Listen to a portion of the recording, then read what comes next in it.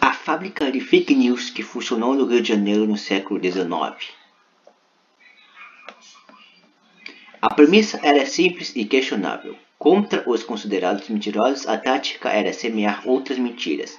Na década de 1830 de 1860, um grupo organizou-se e reuniu intelectuais do Rio de Janeiro com a missão de criar e propagar fake news, geralmente tendo como alvo deputados e outros políticos daquela época. Notas eram publicadas no periódico.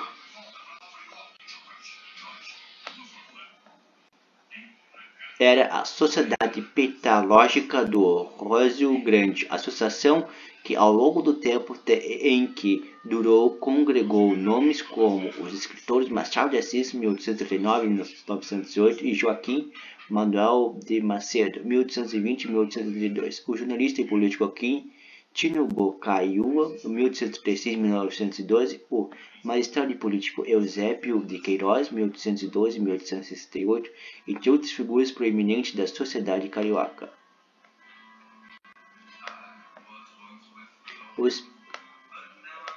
Os petalógicos, em nome vem de peta, que significa afirmação que não condiz com a verdade, organizaram sobre tipografia e livraria do editor Francisco de Paulo Brito, 1809-1861, reunindo-se na Praça da Constituição, hoje Praça Tiradentes, local conhecido como Lago do Rósio Grande, e publicaram suas atas do período de A Mamota Fluminense.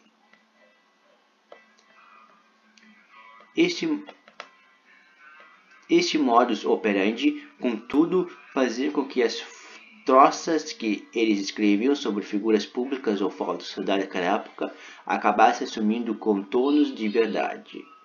Conforme a pesquisa da historiadora Cristina Garcia Teixeira, que estuda o tema em seu doutorado da UFSC, Universidade Federal de Santa Catarina, as notas originalmente publicadas em A Marmota acabavam sendo replicadas em outros jornais e revistas da época. Identifiquei que muitos acabavam compartilhando as peças como sendo verdadeiras. Diário do Rio de Janeiro e Correio Mercantil são algumas que fizeram isso contra. Na Revista Popular encontrei 15 menções, em O Espelho 8, no Correio da Tarde foram 16 citações. Ao menos, por enquanto, não se sabe diretamente quantos foram os integrantes da sociedade. Uma listagem encontrada por Teixeira traz 23 nomes. Uma nota publicada na imprensa na época, entretanto, afirma ser cerca de 100 os membros.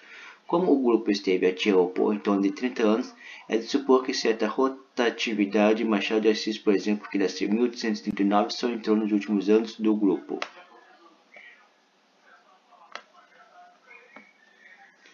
A historiadora destaca que essa produção de inverdades tinha cunho político, eram críticas geralmente endereçadas. Os maiores alvos eram os vereadores e os deputados, mas eles também falavam da conservação dos parceiros públicos da igreja e faziam outras críticas sociais.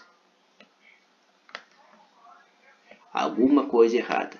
Segundo ela, apenas os mais atentos percebiam que as notas eram falsas, e o propósito era este mesmo, mostrar que algumas coisas andavam erradas.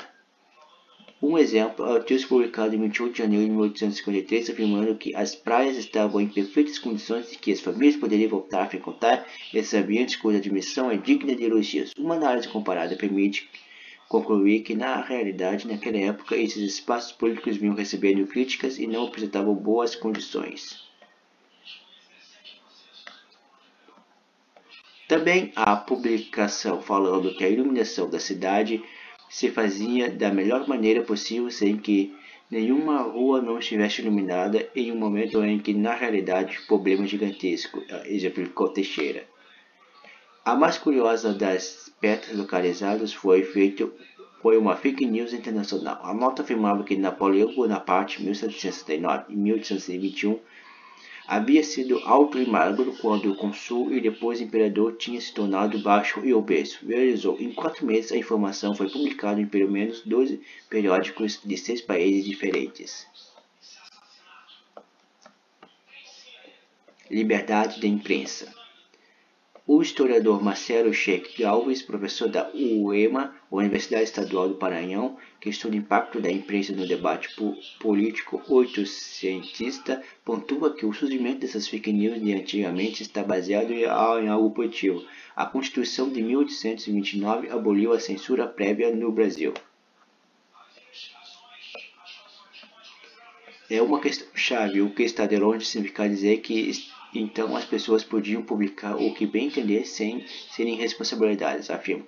As mesmas leis que instituíam a liberdade de imprensa criaram código de organização para essa liberdade, responsabilizando topógrafos e autoras. Galvas inventivo e questionário se tornou muito comum nessa imprensa do século XIX.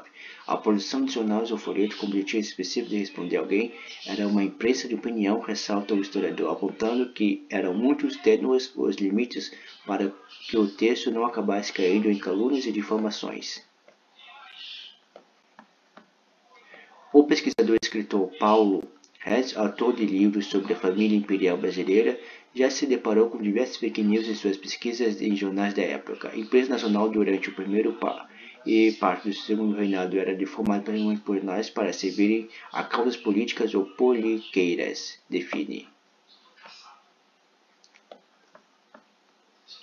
Ele conta que o jornal O Repúblico era um dos exemplos de disseminadores de notícias falsas. Foi um dos jornais que mais instigaram a opinião pública contra o então imperador Dom Pedro I, criar notícias que faltavam com a verdade. Em 1 de abril de 1831, o jornal ajudou a disseminar a falsa notícia de que brasileiros haviam sido mortos no Rio de Janeiro por portugueses, ajudando a aumentar a animosidade contra a colônia portuguesa no Rio de Janeiro e contra o imperador que a defendia. Exemplifica.